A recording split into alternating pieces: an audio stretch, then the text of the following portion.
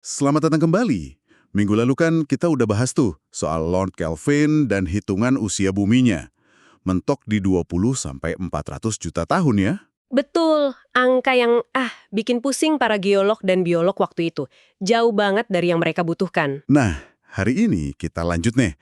Masuk lebih dalam ke bab 5 sumber kita. Judulnya aja udah bikin penasaran. Kepastian umumnya adalah ilusi. Wah, judul yang pas banget untuk kasus Kelvin ini. Iya kan? Kita bakal lihat gimana perdebatannya makin panas. Dan gimana Kelvin, si fisikawan hebat itu, kokoh banget sama keyakinannya. Padahal, ya banyak yang kritik. Kita juga bakal kenalan lebih dekat sama penantang utamanya, John Perry. Dan gimana penemuan radioaktivitas malah bikin ceritanya makin kompleks. Iya, ini studi kasus yang menarik banget soal gimana keyakinan itu bisa bikin ilmuwan sehebat apapun jadi agak tertutup gitu ya sama kemungkinan lain.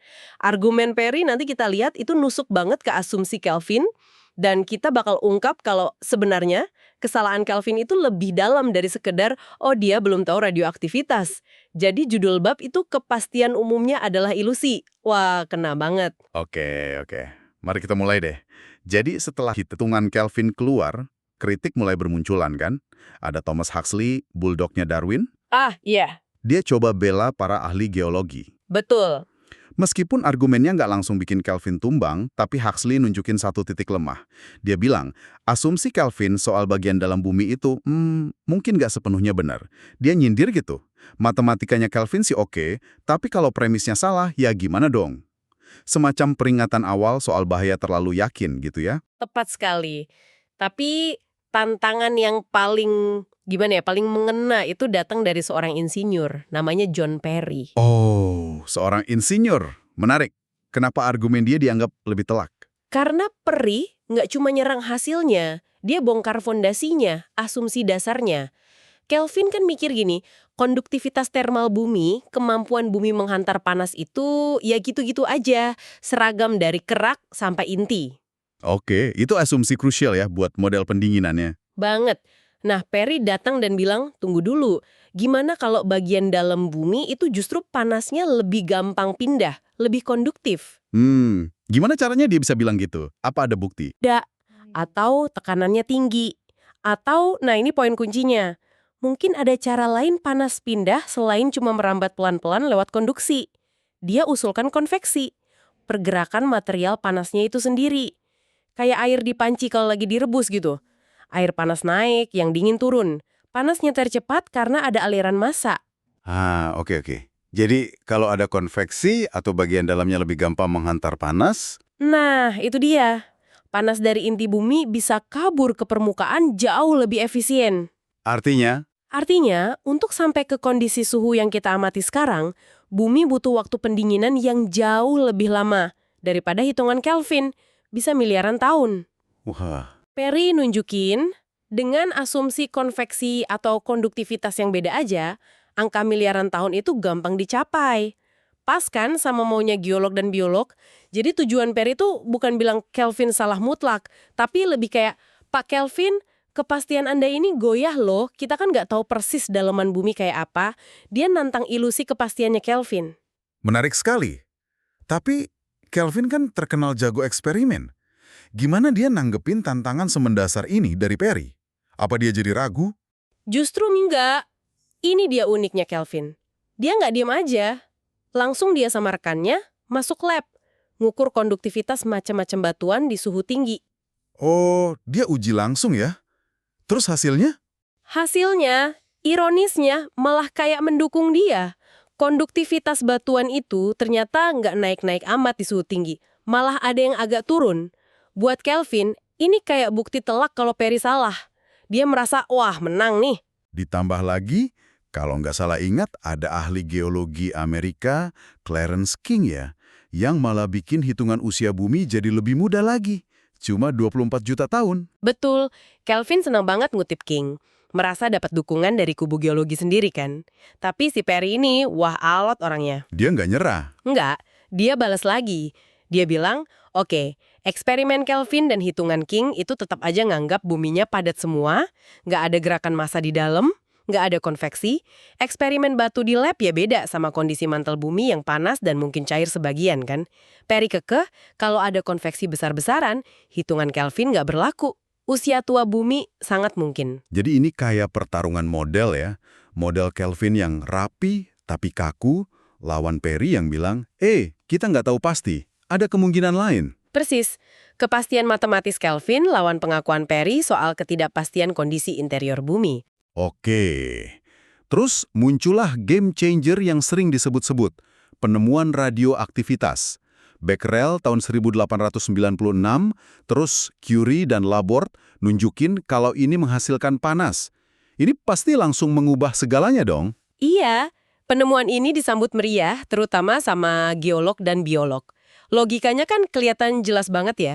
Gimana tuh logikanya? Kalau ada sumber panas baru di dalam bumi dari unsur-unsur radioaktif kayak uranium, radium, thorium, berarti asumsi Kelvin kalau bumi cuma mendingin dari panas awal, ya salah. Ah iya, ada kompor tambahan di dalam bumi gitu ya? Betul. Dengan adanya kompor ini, bumi bisa tetap hangat lebih lama dong.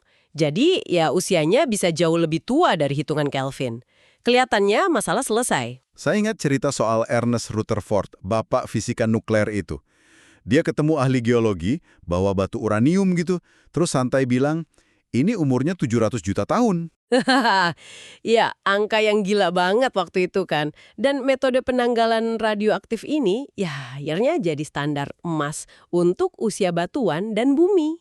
Jadi kesimpulan umumnya waktu itu? Kesimpulan umumnya, blunder Kelvin. Ya, karena dia belum tahu aja soal radioaktivitas. Coba dia tahu ada panas tambahan ini, pasti hitungannya benar. Kedengerannya kan logis banget ya, kasus selesai. Titik. Tapi dari cara Anda cerita, kayaknya ada tapinya nih. Jangan-jangan ini juga bagian dari ilusi kepastian yang lain. Nah, Anda jeli, kena banget. Disinilah ironi yang lebih dalamnya. Yang baru kebongkar setelah dianalisis lagi pakai pengetahuan modern. Ada ahli geologi, Philip Englund, Peter Olnar, sama Frank Richter, tahun 2007-an gitu. Mereka ngapain? Mereka iseng, mereka coba masukin data panas radioaktif sebanyak yang kita perkirakan ada di bumi ke dalam model asli Kelvin. Model yang cuma pakai konduksi itu. Terus? Hasilnya gimana? Mengejutkan. Ternyata perkiraan usia bumi versi Kelvin itu ya nggak banyak berubah. Tetap aja terlalu muda. Mungkin nambah dikit lah dari 100 juta jadi 110 atau 120 juta tahun. Tapi kan jauh banget dari miliaran tahun. Tunggu. Kok bisa? Kan ada panas tambahan, harusnya bisa lebih lama dong mendinginnya. Kuncinya balik lagi ke asumsi keras kepala Kelvin. Hanya konduksi. Dalam model itu panas kan jalannya lambat banget lewat batu padat. Hitungan mereka nunjukin, dalam 100 juta tahun itu, cuma panas dari lapisan luar bumi aja, mungkin sekitar 100 km tebelnya, yang bisa lepas ke permukaan. Jadi panas radioaktif dari dalam? Yang dari dalam banget itu ya keburu terperangkap. Nggak sempat naik ke atas kalau cuma ngandelin konduksi dalam waktu segitu. Panasnya ada, tapi nggak ngaruh banyak ke pendinginan permukaan dalam skala waktu Kelvin. Wah, ini benar-benar membalikkan cerita standar ya. Jadi kesalahan utama Kelvin bukan karena dia nggak tahu fisika baru soal radioaktivitas, tapi karena dia ngotot nolak mekanisme fisika yang sebenarnya udah ada dan udah disaranin sama koleganya sendiri. Yaitu konveksi. Seperti yang Perry bilang dari awal. Persis. Perry udah bilang berkali-kali, konveksi itu cara pindah panas yang jauh lebih efisien di dalam bumi. Nah, karena Kelvin nolak mentah-mentah kemungkinan konveksi, padahal masuk akal banget di mantel bumi yang panas, ya dia salah kaprah soal cara bumi mendingin.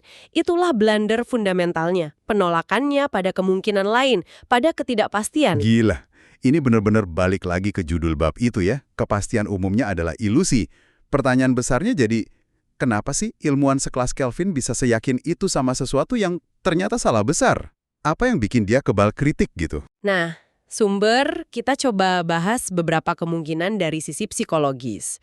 Pertama, mungkin dari cara berpikir Kelvin sendiri. Dia kan insinyur, fisikawan matematis, suka banget sama yang bisa dihitung pasti. Jadi dia nggak suka sama yang nggak pasti? Mungkin gitu. Dia kayak alergi sama hal-hal yang nggak jelas ukurannya waktu itu. Kayak sifat asli mantel bumi, atau ada nggak sih konveksi skala besar. Dia terlalu percaya diri bisa nentuin mana fisika yang mungkin, mana yang nggak mungkin. Selain itu, ada nggak sih bias kognitif yang main? Kayak kita kan suka susah ngaku salah gitu ya. Sangat mungkin. Ada teori namanya disonansi kognitif dari Leon Festinger. Intinya, kita tuh nggak nyaman kalau ada bukti baru yang nabrak keyakinan lama kita yang udah kuat. Jadi daripada ngubah keyakinan, di sumber juga disebut soal dopamin, sirkuit hadiah di otak. Itu gimana kaitannya? Ah iya, itu dari sudut pandang neuroscience. Jadi ternyata rasa aha pas nemu jawaban atau pas merasa benar, itu bisa memicu dopamin di otak. Bikin seneng, puas. Jadi kayak ketagihan merasa benar. Robert Burton bahkan berspekulasi gitu. Kebutuhan untuk selalu benar itu bisa jadi mirip kecanduan secara fisiologis. Nah, Kelvin yang udah puluhan tahun merasa di atas angin, mungkin jadi kecanduan rasa pasti dan benar itu. Jadi susah banget buat mundur. Terus ada lagi penalaran termotivasi. Otak kita cenderung memproses info secara bias biar hasilnya sesuai sama yang kita mau. Yang bikin kita nyaman, yang ngelindungin ego. Ini lebih main emosi daripada logika dingin. Mungkin aja, apalagi di usia tuanya, pikiran emosional Kelvin lebih kuat buat mempertahankan pandangannya. Penjelasan psikologis ini bikin ceritanya jadi lebih manusiawi ya. Tapi kan ini interpretasi ya. Kita nggak bisa mastiin juga kan? Pertanyaan bagus. Tentu saja, ini bukan diagnosis pasti. Kita nggak bisa baca pikiran Kelvin. Ini lebih ke penjelasan yang masuk akal, plausible, berdasarkan prinsip psikologi dan neuroscience yang kita tahu, yang polanya cocok sama perilaku Kelvin yang tercatat sejarah. Bukan bukti absolut, tapi ngebantu kita paham kenapa kok bisa gitu. Oke, paham. Nah, tadi Anda singgung sedikit soal usia matahari. Katanya hitungan Kelvin soal matahari juga salah, tapi nggak dianggap blunder separah yang bumi. Kenapa beda? Bedanya ada di dasar kesalahannya. Waktu Kelvin ngitung usia matahari, dapatnya juga pendek, 20-40 juta tahun, dia pakai dasar sumber energi terbaik yang diketahui saat itu, yaitu kontraksi gravitasi. Matahari nyusut pelan-pelan gitu. Ya mana itu salah kan? Sekarang kita tahu fusi nuklir. Betul, tapi salahnya Kelvin waktu itu karena ketidaktahuan akan fisika baru, fusi nuklir. Nah, beda sama kasus bumi. Untuk bumi, dia salah karena mengabaikan atau menolak mekanisme fisika, konveksi yang sudah ada, sudah disarankan orang, dan valid berdasarkan fisika yang diketahui saat itu. Ah, jadi yang satu karena belum tahu ilmu baru, yang satu karena menolak kemungkinan yang sudah ada di depan mata. Tepat, blunder bumi itu lebih ke penolakan aktif terhadap alternatif, bukan sekedar ketidaktahuan pasif. Makanya dianggap lebih blunder. Jelas banget bedanya sekarang. Jadi kisah Kelvin ini, wah pelajarannya banyak banget ya.